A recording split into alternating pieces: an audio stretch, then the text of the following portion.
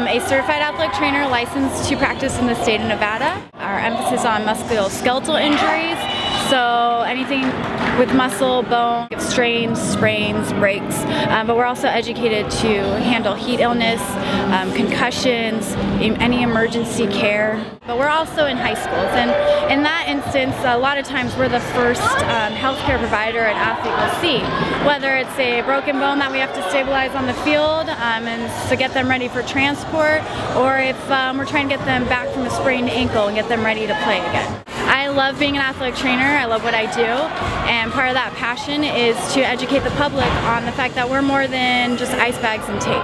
We're healthcare providers, and if you're interested in learning any more, if you have any more questions, you can go to the National Athletic Trainers Association website. It's at nata.org. You'll find information on what we are and how to become an athletic trainer.